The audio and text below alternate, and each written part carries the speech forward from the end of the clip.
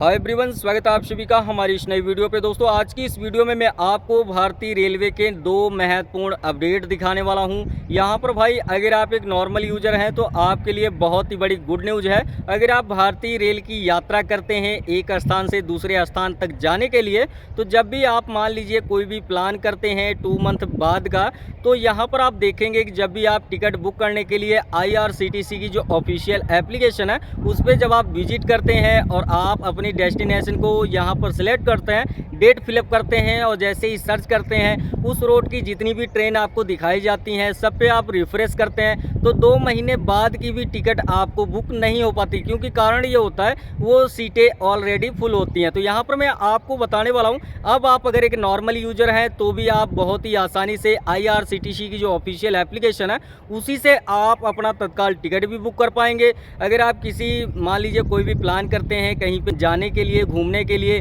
तो यहाँ पर अब आपको सीटें भी अवेलेबल देखने को मिलने वाली। अब वो दोनों महत्वपूर्ण अपडेट क्या है, चलो मैं बारी बारी से आपको बताने का प्रयास करता हूँ और समझाऊंगा भी इसी वीडियो में। तो यहाँ पर मैं जो पहला अपडेट है भाई, IRCTC ने एक बड़ा एक्शन लिया है, एक नया अपडेट निकाला है जिसमें कि वो चेकआउट किया है 2.5 करोड़ जो यूजर ID है, जिसके माध्यम से कोई भी पर्सन रेलवे की टिकट को बुक करता है। तो यहाँ पर 2.5 करोड़ जो यूजर ID थी उसे IRCTC यानी कि भारतीय रेलवे ने ब्लॉक कर दिया है, उसे टर्मिनेट कर दिया है, जिसके कारण अब जो 2.5 करोड़ यूजर ID थी उससे कोई भी किसी भी प्रकार का कोई टिकट बुक नहीं हो पाएगा। यहाँ पर भाई IRCTC जो एप्लीकेशन है उस पर भी काफ़ी स्ट्रिक्ट हो चुकी है, भारतीय रेलवे ने बड़ा एक्शन लिया है और यहाँ पर ट्विटर के अकाउंट पे ट्वीट भी किया है। मैं आपको दिखाना चाहता हूँ, यहाँ पर ट्विटर का एक ट्वीट लगा देता हूँ। यहाँ पर आप देख सकते हो कि यहाँ पर 1 जुलाई से अगर आप एक नॉर्मल IRCTC एप्लीकेशन यूजर हैं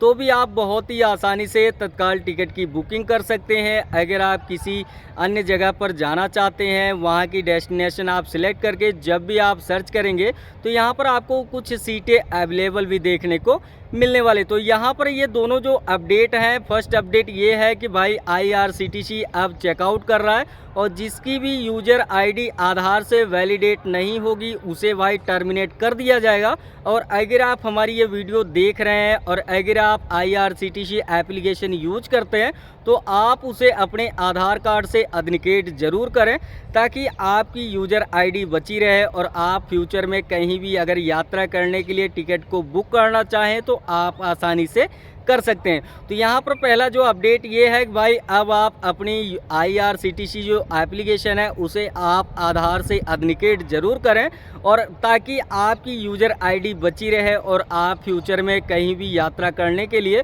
आप किसी भी प्रकार का कोई भी टिकट अगर आप बुक करना चाहते हैं तो बहुत ही आसानी से कर सकें। बात कर लेते हैं 2.5 करोड़ यूजर ID भाई डिलीट क्यों हुई, टर्मिनेट क्यों किया भारतीय रेलवे ने, क्योंकि यहाँ पर मैं आपको बताना चाहता हूँ जब भी आप किसी अन्य स्थान पे जाने के लिए टिकट की बुकिंग करते थे तो वहाँ पर ऑलरेडी सारी सीटें आपको फुल देखने को मिलती थी। तो यहाँ पर मैं आपको बताना चाहता हूँ, जब आप काल की सीटें बुक करना चाहते थे तो जैसे ही 11 बजे IRCTC एप्लीकेशन पे जैसे ही 11 बजे तत्काल टिकट की बुकिंग होना स्टार्ट होता था तो आपने देखा होगा प्रीवियस कुछ दिनों में कि यहाँ पर 1 से 1.5 मिनट के अंदर, मात्र 1 से 1.5 मिनट के अंदर सारी सीटें ऑलरेडी फुल हो जाती थी और आप जो टिकट बुक करते थे तो वो आपको वेटिंग लिस्ट में देखने को मिलता था, जिसमें कि आपकी जो वेटिंग लिस्ट है वो भी कंफर्म नहीं होती थी और IRCTC का जो चार्ज होता था तत्काल चार्ज वो कट जाता था। बाकी जो आपके पैसे होते थे वो आपको 3 से 5 दिन वर्किंग के अंदर आपके अकाउंट में रिफंड कर दिया जाता था। तो यहाँ पर IRCTC ने इस धांधली को देखते हुए 2.5 करोड़ यूजर ID को ब्लॉक कर दिया है, सदा के लिए टर्मिनेट कर दिया, जिससे कि अब किसी भी प्रकार का कोई टिकट उन यूजर ID से कोई भी बुक नहीं कर पाएगा। तो यहाँ पर